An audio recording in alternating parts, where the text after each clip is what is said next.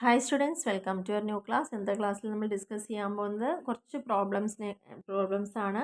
എങ്ങനെയാണ് ഓരോ റെസിഡൻഷ്യൽ സ്റ്റാറ്റസിനനുസരിച്ച് അവർക്ക് ടാക്സബിൾ ആണോ അല്ലേ എന്നുള്ളതൊക്കെ നമുക്ക് നോക്കുമ്പോൾ ക്ലിയർ ആവും. അതിനു മുന്നേ പ്രധാനമായിട്ടൊരു കാര്യം പറയാനുള്ളത്, ഒരു അസസ്സിയുടെ ടോട്ടൽ ഇൻകം നമ്മൾ കമ്പ്യൂട്ട് ചെയ്യുമ്പോൾ, ഗ്രോസ് ടോട്ടൽ ഇൻകം കമ്പ്യൂട്ട് ചെയ്യുമ്പോൾ താഴെ പറയുന്ന സിറ്റുവേഷൻസ് എങ്ങനെയാണ് കൺസിഡർ ചെയ്യേണ്ടതെന്നുള്ളത് പറയുന്നുണ്ട്.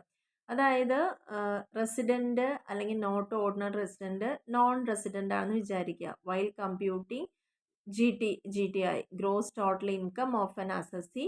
ആ അസസി ആരോ ആവാം, ഈ 3 കേസിൽ വരുന്ന ആരെങ്കിലും ആയിരിക്കാം. പക്ഷെ ഈ പറയുന്ന 4 ഇൻകം ഒരിക്കലും എന്ത് ചെയ്യില്ല, അതിൽ ഇൻക്ലൂഡ് ചെയ്യില്ല എന്നുള്ളതാണ് പറയുക. അത് 3 സ്റ്റാറ്റസിലുള്ള അസസിക്കും ഇത് ഇൻക്ലൂഡ് ചെയ്യില്ല എന്നുള്ളതാണ് പറയുന്നത്.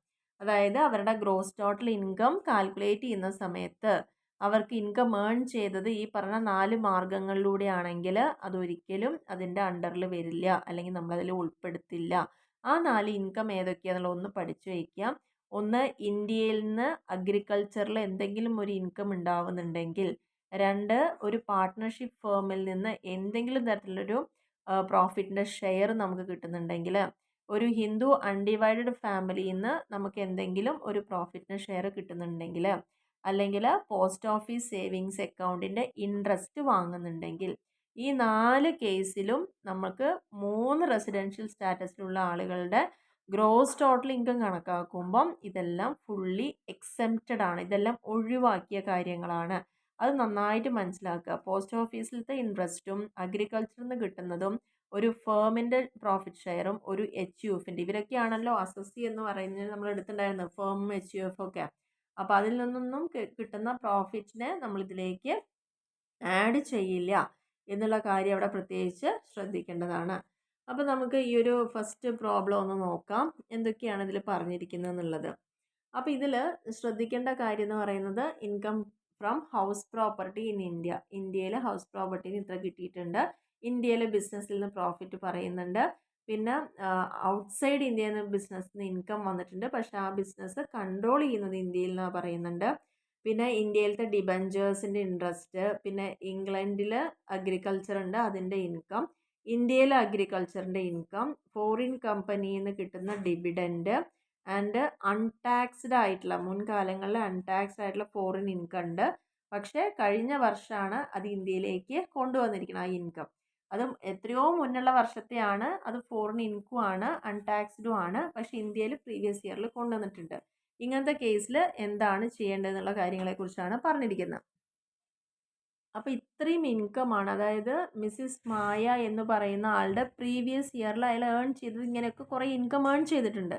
അപ്പം നമുക്ക് ടാക്സബിൾ പർപ്പസിന് വേണ്ടിയിട്ട് ഇത് ഏതൊക്കെ എടുക്കണം എടുക്കണ്ട എന്നുള്ളതാണ് നമ്മളോട് കമ്പ്യൂട്ട് ചെയ്യാൻ പറഞ്ഞിരിക്കുന്നത്. അപ്പോൾ ഇതിൽ നമ്മൾ ശ്രദ്ധിക്കേണ്ട കാര്യം, ഈ മിസ്സിസ് മായ എന്ന് പറയുന്ന അവരുടെ ഒരു ഗ്രോസ് ടോട്ടൽ ഇൻകം, അതായത് ഗ്രോസ് ടോട്ടൽ ഇൻകം കമ്പ്യൂട്ട് ചെയ്യാൻ പറഞ്ഞിട്ടുണ്ട്. ഏതൊക്കെ കേസിൽ? 3 കേസിലും. അപ്പോൾ ആ വ്യക്തി റെസിഡൻ്റ് ആണെങ്കിൽ, നോട്ട് ഓർഡിനറി റെസിഡൻ്റ് ആണെങ്കിൽ, നോൺ റെസിഡൻ്റ് ആണെങ്കിൽ ഈ പറഞ്ഞ ഇൻകം ഒക്കെ എടുക്കുകയോ എടുക്കില്ല എന്നാണ് ചോദിച്ചിരിക്കുന്നത്. അപ്പോൾ ഇനി ക്വസ്റ്റ്യൻ എന്തായാലും ഇവിടെ വീണ്ടും വരുന്നുണ്ട്. അപ്പോൾ അതിൻ്റെ ബേസിൽ നമുക്ക് നോക്കാം. Income from house property in India. ഇന്ത്യയിൽ അവർക്ക് വീടുണ്ട്, അതിൽ ഇൻകം കിട്ടുന്നുണ്ട്. അപ്പോൾ അത് 3 കേസിലും എന്താണ്, നമുക്ക് ടാക്സബിൾ ആണ്. ഓക്കെ, അയാൾ റെസിഡൻ്റ് ആണെങ്കിലും നോൺ റെസിഡൻ്റ് ആണെങ്കിലും നോട്ട് ഓർഡിനറി റെസിഡൻ്റ് ആണെങ്കിലും ഇന്ത്യയിൽ നിന്ന് ഹൗസ് പ്രോപ്പർട്ടിയിൽ നിന്ന് കിട്ടുന്ന ഇൻകം എന്താണെന്നാണ് പറഞ്ഞിരിക്കുന്നത്, അത് ടാക്സബിൾ ആണ്. ഇനി profit from business in India, ഇന്ത്യയിൽ ഒരു ബിസിനസ് ചെയ്യുന്നുണ്ട്, അതിൻ്റെ പ്രോഫിറ്റ് കിട്ടിയിട്ടുണ്ട്, അത് 3 കേസിൽ എന്താണ്, ടാക്സബിൾ ആണ്. Income from business outside India, ശ്രദ്ധിക്കേണ്ട കാര്യം, ഇൻകം ഫ്രം ബിസിനസ് ഇന്ത്യക്ക് പുറത്തുനിന്നുള്ള ഒരു ബിസിനസ്സിൻ്റെ ഇൻകമാണ്, പക്ഷെ അത് ആ ബിസിനസ് കൺട്രോൾ ചെയ്യപ്പെടുന്ന എവിടെ നിന്നാണ്, ഇന്ത്യയിൽ നിന്നാണ്. അങ്ങനെ വന്നാൽ തീർച്ചയായിട്ടും ഒരു റെസിഡൻ്റ് ആണെങ്കിൽ അത് ടാക്സബിൾ ആണ്. നോട്ട് ഓർഡിനറി റെസിഡൻ്റ് ആണെങ്കിലും ടാക്സബിൾ ആണ്. പക്ഷേ ഒരു നോൺ റെസിഡൻറ്റിൻ്റെ കേസിൽ അവർക്ക് ടാക്സ് കൊടുക്കണ്ട. ഇനി ഇൻട്രസ്റ്റ് ഓൺ ഡിബെഞ്ചർ, നമ്മൾ നേരത്തെ പറഞ്ഞു, ഇൻട്രസ്റ്റ് ഓൺ ഡിബെഞ്ചേഴ്സ്, ഇന്ത്യയിൽ നിന്ന് ഡിബെഞ്ചേഴ്സിന് ഇൻട്രസ്റ്റ് റിസീവ് ചെയ്യുമ്പം അത് 3 കേസിലും എന്താണ്, അത് ടാക്സബിൾ ആണെന്നുള്ളതാണ് പറഞ്ഞിരിക്കുന്നത്. ഇനി അടുത്ത കേസിൽ പറഞ്ഞത്, അവർക്ക് ഇംഗ്ലണ്ടിൽ അഗ്രികൾച്ചർ ഉണ്ട്, അതിൽ നിന്ന് ഇൻകം കിട്ടിക്കഴിഞ്ഞാൽ ഒരു റെസിഡൻ്റ് ആണെങ്കിൽ മാത്രമാണ്, അത് എന്തുകൊണ്ടാണ് ശ്രദ്ധിക്കേണ്ട കാര്യം, ഇംഗ്ലണ്ടിലത്തെയാണ് അഗ്രികൾച്ചറൽ ഇൻകം. ഓക്കെ, അതുകൊണ്ട് ഒരു റെസിഡൻ്റ് ആണെങ്കിലും എന്ത് ചെയ്യണം, ടാക്സ് കൊടുക്കണം. ബാക്കി 2 കേസിൽ കൊടുക്കണ്ട.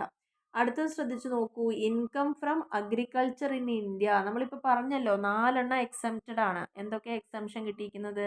അത് 3 കേസിലാണെങ്കിലും ഇന്ത്യയിലത്തെ അഗ്രികൾച്ചർ ഇൻകം, പോസ്റ്റ് ഓഫീസിൽ നിന്ന് കിട്ടുന്ന ഇൻട്രസ്റ്റ്, HUFൻ്റെയും പാർട്ട്ണർഷിപ്പിൻ്റെയും ഫേമിൽ നിന്ന് കിട്ടുന്ന ഷെയർ ഓഫ് പ്രോഫിറ്റ് ആണെങ്കിൽ 3 കേസിലും ടാക്സബിൾ അല്ല. ഓക്കെ, അപ്പോൾ അതിൽ പറഞ്ഞൊരു കാര്യമാണ് ഇവിടെ വന്നിരിക്കുന്നത്. എന്ത്? അഗ്രികൾച്ചറിൽ, ഇന്ത്യയിലത്തെ അഗ്രികൾച്ചറിൽ നിന്ന് കിട്ടുന്ന ഇൻകം ഈ 3 സ്റ്റാറ്റസിലും അവർക്ക് എന്തല്ല? ടാക്സബിൾ അല്ല.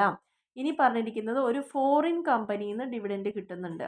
ഫോറിൻ കമ്പനിയിൽ നിന്ന് ഡിവിഡൻഡ് കിട്ടുന്നുണ്ടെങ്കിൽ ഒരു റെസിഡൻ്റ് ആണെങ്കിൽ തീർച്ചയായിട്ടും ഇതിന് കൊടുക്കണം. അല്ലാത്ത ആൾക്കാർക്ക് അത് ടാക്സബിൾ അല്ല. പിന്നെ പറഞ്ഞിരിക്കുന്നത് നമ്മൾ നേരത്തെ പറഞ്ഞൊരു കേസാണ് പാസ്റ്റ് അൺടാക്സ്ഡ് ഇൻകം. വളരെ മുന്നത്തെ നമുക്ക് കുറച്ച് ഇൻകം ഉണ്ട്, പക്ഷെ അതെല്ലാം നമുക്ക് കിട്ടിയത് കഴിഞ്ഞ വർഷമാണെന്ന് പറഞ്ഞിട്ട് നമ്മൾ 3 കേസിലും എന്ത് കൊടുക്കേണ്ട ആവശ്യമില്ല? ടാക്സബിൾ അല്ല. എന്തുകൊണ്ടാണത്? കാരണം അതാത് വർഷം അത് അക്രൂ ചെയ്തപ്പോൾ കാൽക്കുലേറ്റ് ചെയ്തിട്ടുണ്ടാവാം. അപ്പം നമുക്ക് കിട്ടിയത് കഴിഞ്ഞ വർഷമാണ്, പക്ഷെ എത്രയോ വർഷം മുന്നത്തെ ആയതുകൊണ്ട് നമുക്ക് ഒരിക്കലും എന്ത് ചെയ്യേണ്ട ആവശ്യമില്ല? 3 കേസിലും അത് ടാക്സ് ചെയ്യേണ്ട എന്നുള്ളതാണ് പറയുന്നത്.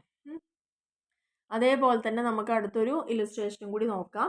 അപ്പോൾ ഇതിൽ കുറച്ച് കാര്യങ്ങൾ പറയുന്നുണ്ട്. അപ്പം ഇനി ഈ കാര്യം ഇവിടെ വായിച്ച് നമുക്ക് സമയം കളയണ്ട. അപ്പോൾ അത് പ്രോബ്ലം ആകുമ്പോൾ തന്നെ നമുക്കത് ക്ലിയർ ആവുന്നുണ്ടാവും. അപ്പോൾ ഇവിടെ മിസ്റ്റർ മോഹൻ്റെ ഇൻകാണ്. അപ്പോൾ അത് resident, non resident, not ordinary resident ആണ് പറഞ്ഞിരിക്കുന്നത്. അപ്പോൾ അതിൽ profit from business in Canada received in India. ഇന്ത്യയിൽ നമ്മൾ റിസീവ് ചെയ്യുന്നു, പക്ഷേ പ്രോഫിറ്റ് കാനഡയിലത്തെയാണ്. 3 കേസിലും ടാക്സബിൾ ആണ്. അതേപോലെ തന്നെ ഇന്ത്യയിലത്തെ ഹൗസ് പ്രോപ്പർട്ടിയിൽ നിന്ന് ഇൻകം കിട്ടിക്കഴിഞ്ഞാൽ 3 കേസിലും ടാക്സബിൾ ആണ്. ആൻഡ് തേർഡ് പോയിന്റിൽ പറയുന്നത് കാനഡയിലത്തെ ഹൗസ് പ്രോപ്പർട്ടിയും അത് ഇൻകം റിസീവ് ചെയ്യുന്നത് ഇന്ത്യയിലും ആണെങ്കിൽ 3 കേസിലും അത് ടാക്സബിൾ ആയിരിക്കും. And income from business in Uganda. ഉഗാണ്ടയിലെ ബിസിനസ്സിൻ്റെ ഇൻകം നമ്മൾ റിസീവ് ചെയ്യുകയാണെങ്കിലും അയാൾ റെസിഡൻ്റ് ആണെങ്കിൽ മാത്രമാണ് അത് ടാക്സബിൾ ആയിരിക്കുന്നത്. ബാക്കി 2 കേസിലും അത് നോട്ട് ടാക്സബിൾ ആയിരിക്കും. ഇനി profit from business in Indonesia. ഇന്തോനേഷ്യയിലെ ബിസിനസ്സിൻ്റെ പ്രോഫിറ്റ് ആണെങ്കിൽ അത് റെസിഡൻ്റ് ആണെങ്കിലും നോട്ട് ഓർഡിനറി റെസിഡൻ്റ് ആണെങ്കിലും അത് ടാക്സബിൾ ആയിരിക്കും. അല്ലാത്ത പക്ഷം അത് നോട്ട് ടാക്സബിൾ ആയിരിക്കും. ആൻഡ് ഫേമിൽ നിന്ന് കിട്ടുന്ന ഒരു പ്രോഫിറ്റിൻ്റെ ഷെയർ, അത് നമ്മൾ നേരത്തെ എക്സംപ്റ്റഡ് ഇൻകത്തിൽ പറഞ്ഞതാണ്. അത് 3 കേസിലും എന്താണ്? നോട്ട് ടാക്സബിൾ ആണ്. ഇന്ത്യയിൽ റിസീവ് ചെയ്യുന്ന സാലറി 3 കേസിലും ടാക്സബിൾ ആയിരിക്കും. ആൻഡ് നെക്സ്റ്റ് പോയിന്റിൽ പറഞ്ഞിരിക്കുന്നത് income from business in India controlled from Bangladesh. ഇന്ത്യയിൽ ആണ് നമ്മൾ ഇൻകം റിസീവ് ചെയ്യുന്നത്, പക്ഷേ ആ ബിസിനസ് കൺട്രോൾ ചെയ്യപ്പെടുന്നത് ബംഗ്ലാദേശിൽ നിന്നാണെങ്കിൽ അത് 3 കേസിലും ടാക്സബിൾ ആണ്. ഇങ്ങനെയാണ് ടോട്ടൽ ഇൻകം 3 കേസിലും റെസിഡൻഷ്യൽ സ്റ്റാറ്റസിൻ്റെ ബേസിൽ കമ്പ്യൂട്ട് ചെയ്യുന്നത് എന്നുള്ളതാണ് പറയുന്നത്. അപ്പോൾ ഇവിടെ ശ്രദ്ധിക്കേണ്ട ഒരു point, any income received in India is taxable in all cases. ഏതൊരു ഇൻകവും ഇന്ത്യയിൽ റിസീവ് ചെയ്യുമ്പോൾ എല്ലാ കേസിലും അതെന്താണ്? ടാക്സബിൾ ആണ് എന്നുള്ള ആ ഒരു കാര്യം അവിടെ ഓർത്ത് വെക്കുക. അതുകൊണ്ടാണ് ബംഗ്ലാദേശിൽ നിന്ന് കൺട്രോൾ ചെയ്യുന്നതാണെങ്കിലും അത് ഇന്ത്യയിലാണ് ആ ഇൻകം വന്നിരിക്കുന്നത്. അതുകൊണ്ടാണ് ഈ 3 കേസിലും നമുക്ക് ടാക്സബിൾ ആയിരിക്കുന്നത് എന്നുള്ളതാണ് പറയുന്നത്. അപ്പോൾ ഇതാണ് രണ്ടാമത്തെ ഒരു പ്രോബ്ലത്തിൽ പറയുന്നത്. ഇനി നമുക്ക് അടുത്തൊരു പ്രോബ്ലം കൂടി ഇവിടെ നോക്കാം. Compute the gross total income of mister Arjun.